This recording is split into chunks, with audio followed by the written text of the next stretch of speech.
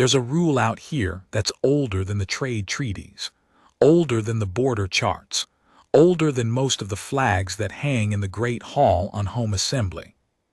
Nobody wrote it down. Nobody had to. Never make the humans angry. You learn it the way you learn not to touch a live coil. Somebody older than you says it once, real quiet, and then they look at you until they're sure it went in.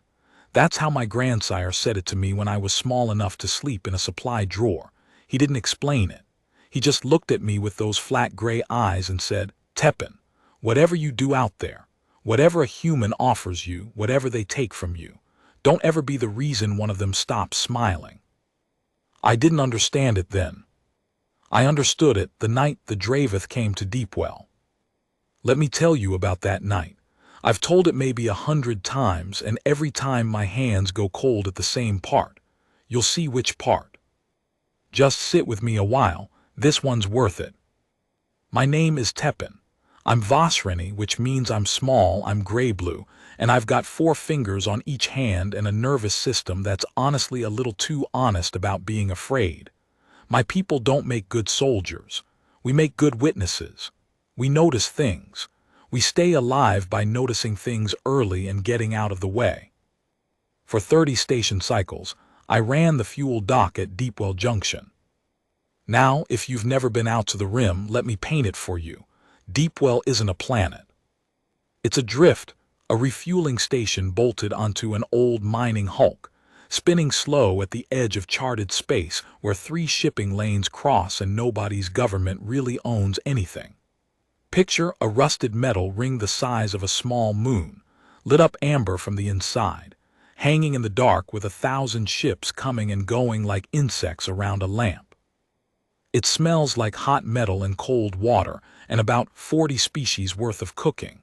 The gravity's a little light near the outer ring, so everybody walks with that lazy, bouncing step.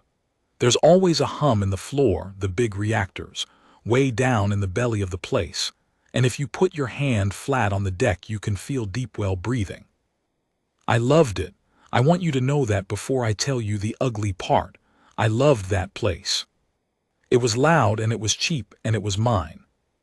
The main concourse had a bar at the middle of it, run by a heavy old fellow named Bosch, a Greenock, all shoulders and slow patience. Bosch had seen everything.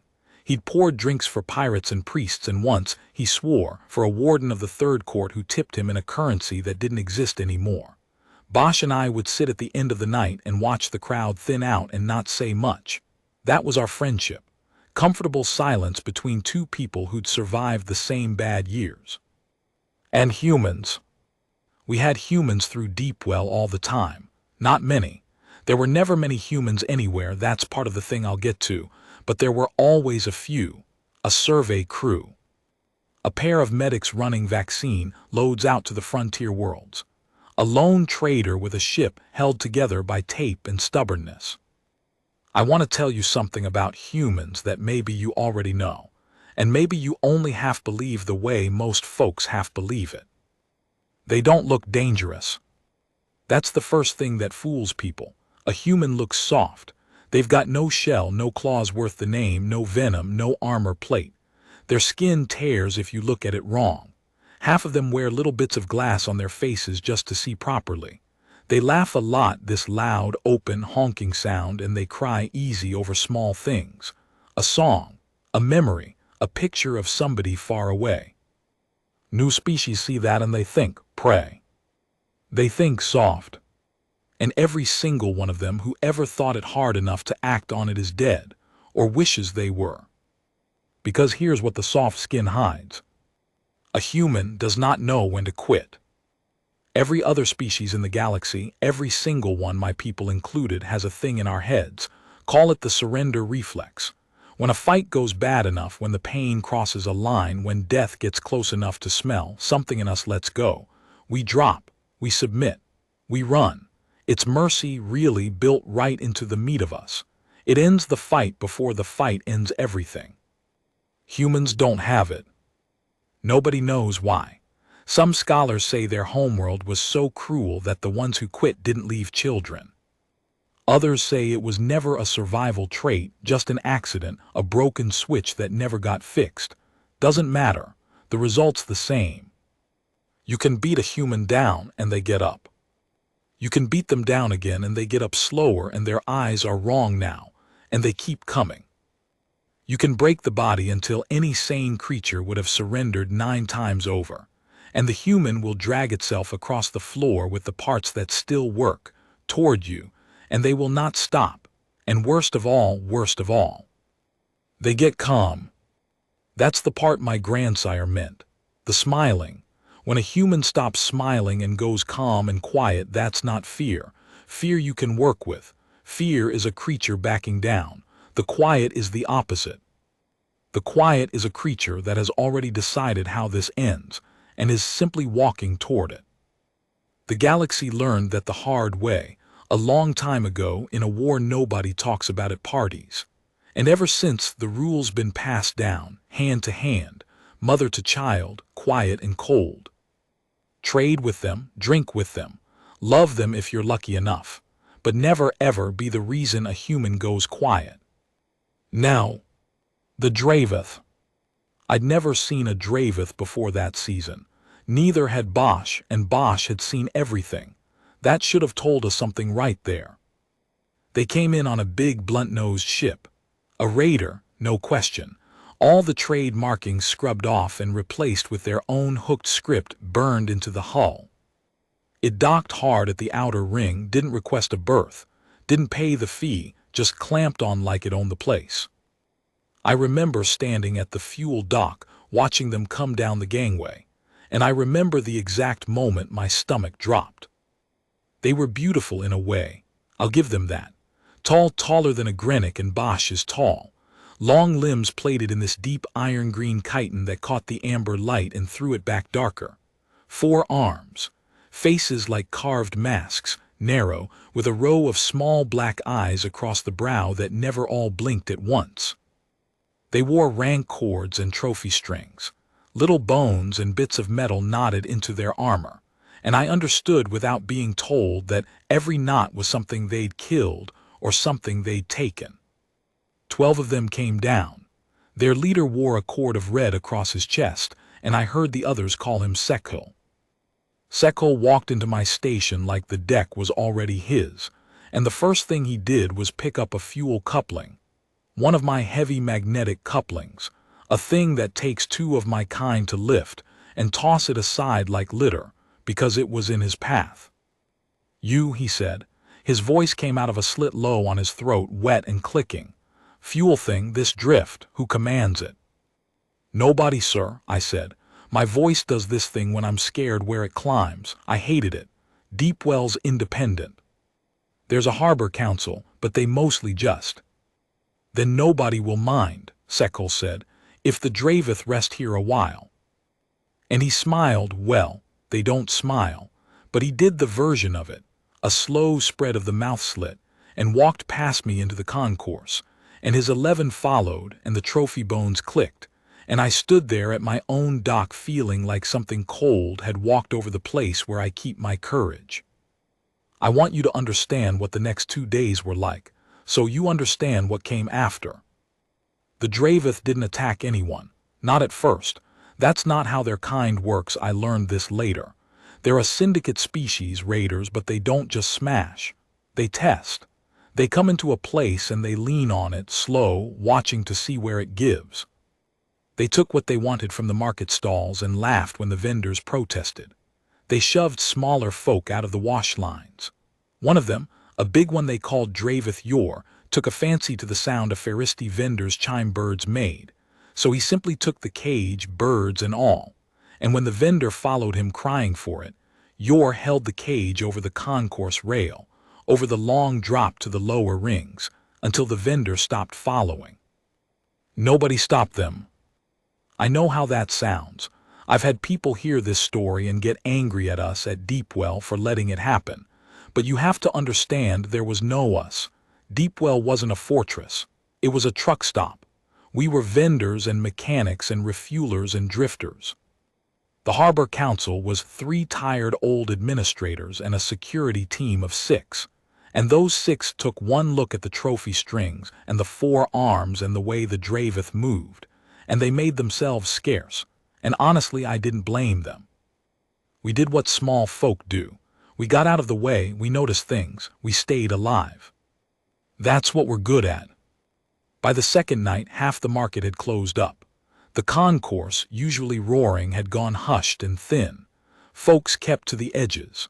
When a Draveth walked through, a lane opened around him like he had his own gravity. I was working late, topping off a little medical hauler, when Bosch came and found me at the dock. He didn't come down to the dock much. His knees were bad. So when I saw him folding himself through the hatch, I knew. "Tepin," he said, "Lo, come up to the bar, there's humans in." There were 3 of them. They'd come in quiet on a battered tug called the Longwater. I'd seen it dock, hadn't thought much of it, an old ship, patched and repatched, the kind of vessel a family runs when a family's all they've got. They'd come up to the concourse looking for a hot meal and a berth, the way anybody does, and they'd walked into the middle of the Draveth's little kingdom without knowing what it was. Let me tell you about the 3 of them, because I've thought about them every day since. The captain was a woman named Rosa Hale. Older, you could see it in the gray running through her dark hair, in the lines the years had cut around her eyes. She was small, even for a human, and she moved careful, like something in her back didn't work the way it used to. But she had this stillness, this settled, watchful way of being in a room. She'd taken a corner table with her back to the wall and her eyes on the door before she'd even sat down, and I clocked that and thought, that one's been somewhere. The big one was her engineer. They called him Booker. Huge, for a human, shoulders like a Greenock, hands like tools, quiet in that way big gentle people are quiet, like they've spent a lifetime being careful not to break things by accident. He had a burn scar up one side of his neck, old and healed, and he moved slow and easy and never seemed to look at anything hard. And then there was the kid. Her name was Wick. That wasn't her real name, I found that out later. It was a nickname, something about a candle, but that's what they called her. She couldn't have been more than 16 human years, which is young. That's a child, that's still a child for them. Skinny, all elbows, hair chopped short, and uneven like she'd done it herself with a knife. She had these bright, quick, curious eyes that went everywhere. She was the kind of young thing that hasn't learned yet that the world can hurt her. She kept getting up to look at things. The chime birds another vendor had, the star map painted on the ceiling, the little Faristi children playing knuckle bones by the wash line. Everything was wonderful to her. Everything. Captain Hale kept calling her back with a word, not sharp, just tired. Wick. Sit, and Wick would come back and sit for about 40 seconds, and then something else would catch her and she'd be up again. Booker watched her the whole time with a little half-smile. You could tell. You could just tell, watching him watch her, that she was the reason both of those grown humans got up in the morning. She was theirs. Whatever else the Longwater was, wherever it had been, whatever those 2 adults had lost or run from or buried, that kid was the thing they'd saved. I want you to hold on to that. Booker watching the kid with that soft half-smile, because that's the last easy thing in this story. It started small. It always does, doesn't it? Wick had wandered, of course she had, over toward the wash line, where the Faristi kids were playing. She crouched down to watch them, delighted, and one of the little ones showed her how the knuckle bones game worked, and she laughed that loud, open human laugh. And for a moment there was this bubble of something warm in a concourse that had gone cold and afraid. And Draveth Yor, the big one, the one who'd taken the chime birds, came down the concourse looking for something to lean on. He saw the human child laughing. I saw him see her. I was up at the bar by then, standing next to Bosch, and I felt it happen. Yor stopped. His head tilted. The little black eyes across his brow did that thing where some blinked and some didn't, and he changed course, slow, toward the wash line, toward Wick. Bosch's hand closed on my shoulder. "Don't," he breathed, "not to me, to the room. To the universe." Yor walked up behind the crouching child and he looked down at her, 4 arms loose at his sides, and he said something in that wet clicking voice. I didn't catch the words. Didn't matter. Wick looked up, and her bright, quick face went through about 3 things at once: surprise, then a nervous smile, that human instinct to be polite, to diffuse, and then something underneath the smile that was just plain afraid. Because a child knows a predator when one stands over her. The body knows even when the mind's still being polite. She stood up, backed up a step. Yor reached out with one of his 4 hands and took her by the arm. Not hard, I think, not yet, just took her, the way he'd taken the chimebird cage. The way you take a thing that isn't a person, to see what it does, to see if anyone stops you. And here's the moment, here's the exact moment. I've turned it over so many times. Across the concourse, Captain Rosa Hale was still sitting at her corner table, back to the wall. She had a cup halfway to her mouth, and she went still. Not startled still, not afraid still. She just stopped, mid-motion. The cup didn't shake. She set it down slow, without a sound, and she looked across all that distance at the Dravith's hand on her child's arm, and something went out of her face. The tiredness, the years, all of it just went, smoothed out. And what was left underneath was the calmest face I have ever seen on a living thing. My grandsire's voice came up from 30 cycles back, cold as the void.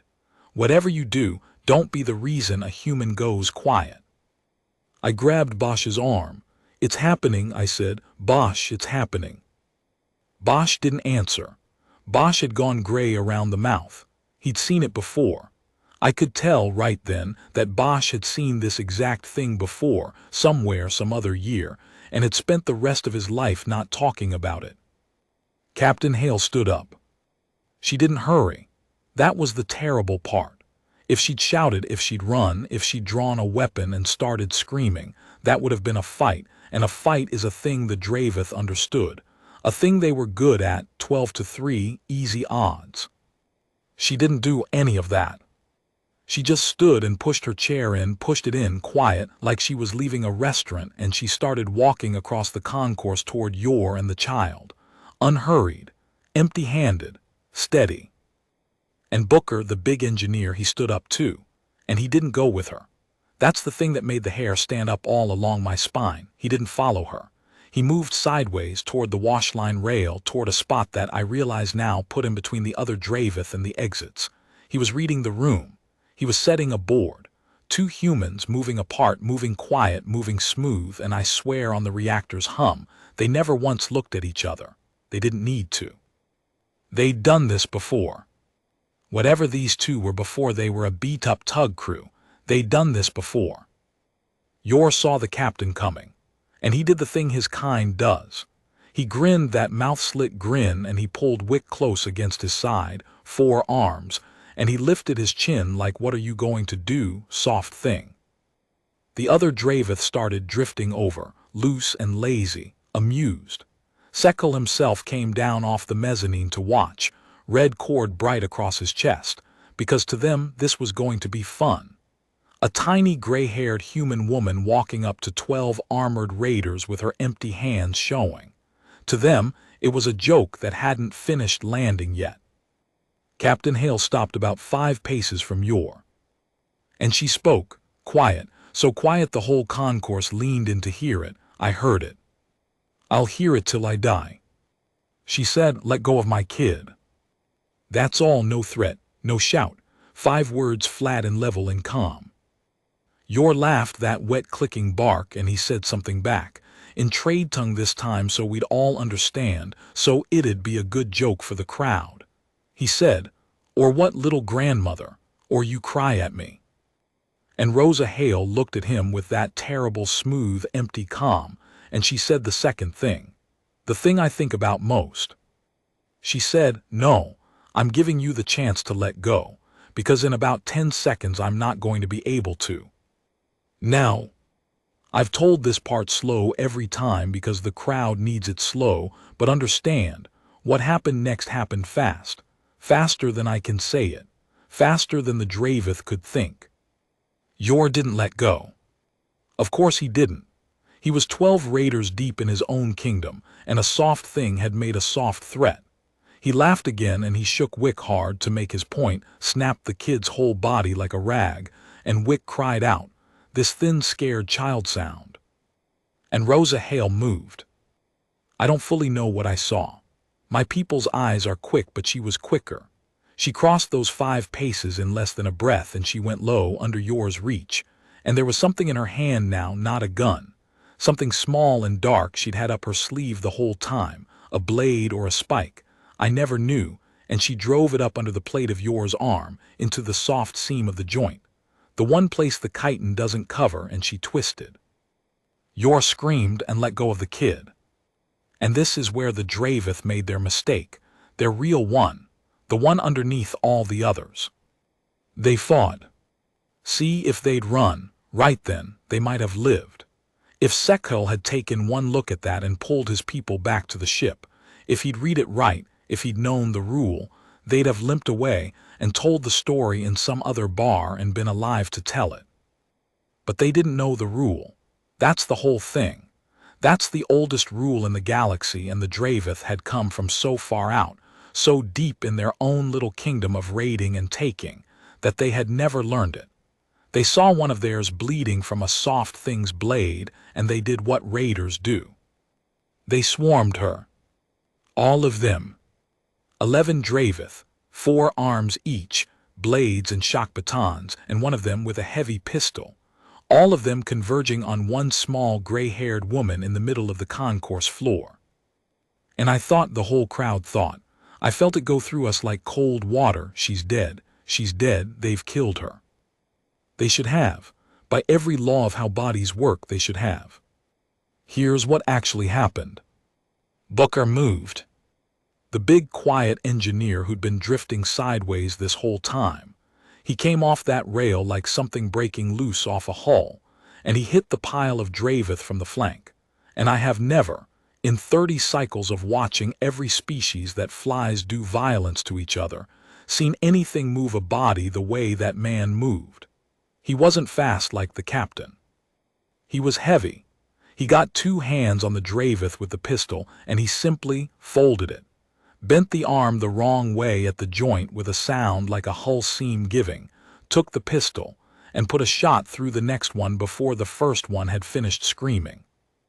And the captain down in the middle of them, she wasn't dead. She was working. Low, fast, always moving, never where the blade came down, and every time she came up she left one of them hurt. Not killed, hurt, in the seams, in the joints, in the soft places, the same cold, precise butchery, like she had a map of their bodies in her head, like she'd studied their kind on the walk across the floor. And maybe she had. Maybe that's what the silence was. Maybe that's what a human does in the quiet, not rage, not blind fury, but arithmetic, cold and total, working out exactly how much it would cost. They cut her. I need you to know that. This isn't a story where the humans didn't bleed. They cut her deep across the back, and she kept moving. One of them got a shock baton into Booker's side, and I heard the crackle and saw his whole huge frame lock up, and he screamed, an awful human scream. And then he grabbed the baton with his bare, burned hand, grabbed the live end, and did not let go, and used it to pull the Dravith in close enough to end him. They didn't stop. That's the thing. That's the thing the Dravith couldn't understand, and I watched it break something in them, watched it in real time. They were used to fights that ended, to creatures that dropped.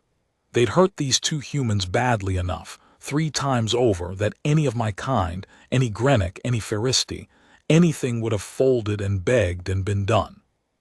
And the humans just kept coming. Calm, bleeding, quiet, coming. And I watched a Dravith, one of the big raiders, all trophy bones and armor, I watched him back away. From a bleeding old woman on her knees who would not stop getting up. I watched something go out of him, the same thing that had gone out of the captain's face, except in him it was the opposite of calm. It was the thing my people feel, the surrender reflex, the oldest mercy. He felt it looking at her, and it told him to run. He'd never felt it aimed at him before, from below, from something soft. He ran. And once one ran, they all felt it. It went through the 11, the 10, the 9. However, many were still standing like a current. The thing they'd spent their whole lives making other creatures feel, they felt it for the first time, and it took their legs out from under them. They broke. Sekul tried to hold them. I'll give the old monster that much. He came down off the steps roaring in that clicking tongue, red cord flying, 4 arms wide, trying to turn his people back into an army by the sheer force of being their leader. Rosa Hale walked toward him. I don't know how she was standing. There was so much of her blood on the deck. She had one arm that didn't work anymore, hanging wrong. She'd lost the little blade somewhere.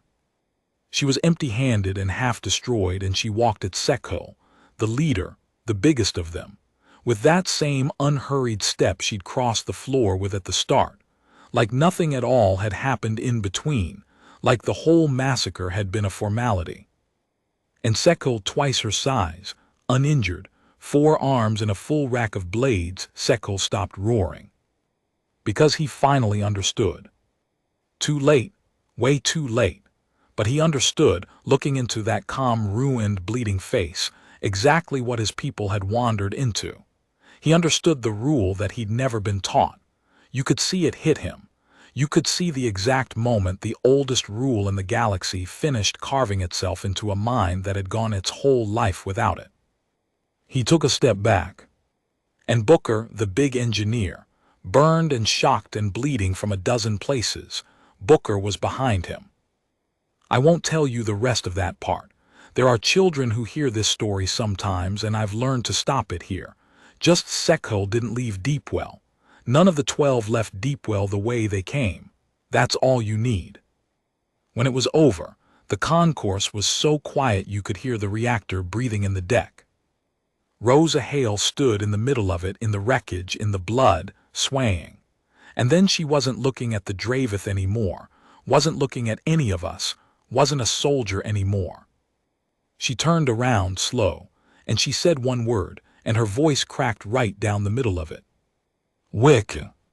And out from under the wash line, out from behind a spilled cargo crate where she'd scrambled and hidden, came the kid. Skinny, shaking, eyes huge, alive, unhurt. Wick got up and she ran, and she hit her mother because that's what Rosa Hale was, whatever the papers said. That was the kid's mother. She hit her at a run and wrapped around her, and the captain went down onto her knees on the bloody deck holding that child so hard. And all the calm, all the terrible, smooth, empty calm, broke apart at once. And Rosa Hale, who had just walked through 12 armed raiders without her hands shaking, knelt there on the floor of my station and shook like a leaf and cried into her daughter's hair. Booker got down beside them, huge and burned and bleeding, and folded both of them up in his arms, and the 3 of them just held on, in the middle of everything, like the rest of us weren't even there. That's the part that gets me. Every time, it's not the fight. I've seen fights. It's that afterward, when the danger was gone, the strongest thing I ever saw fell apart weeping over a child, because the fight was never about being strong. The fight was about her. It was only ever about her. They weren't monsters. That's what the galaxy gets wrong about them in the rule, in the fear.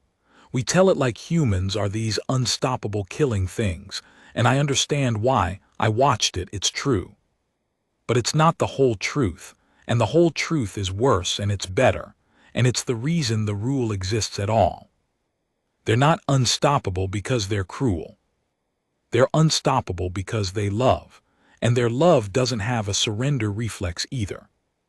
You threaten what a human loves and they don't get scared and they don't get angry, not the way we do. They get quiet, and the quiet is just love doing arithmetic, working out the whole cost, and then deciding, calm as anything, to pay it. All of it, however much it comes to. That's the rule. That's what's underneath the rule, not don't make them angry. Don't make them protect something. The Longwater left 2 days later, patched up a little, the humans stitched and limping. The Harbor Council, those 3 tired old administrators, tried to give them something. Money, fuel, a commendation. I don't think they knew what you give people for that. Rosa Hale wouldn't take any of it. She stood at the airlock with Wick tucked under one arm and Booker behind her, and she said, in that quiet, plain voice, "We didn't do it for the drift. We'd have done it for anybody's kid."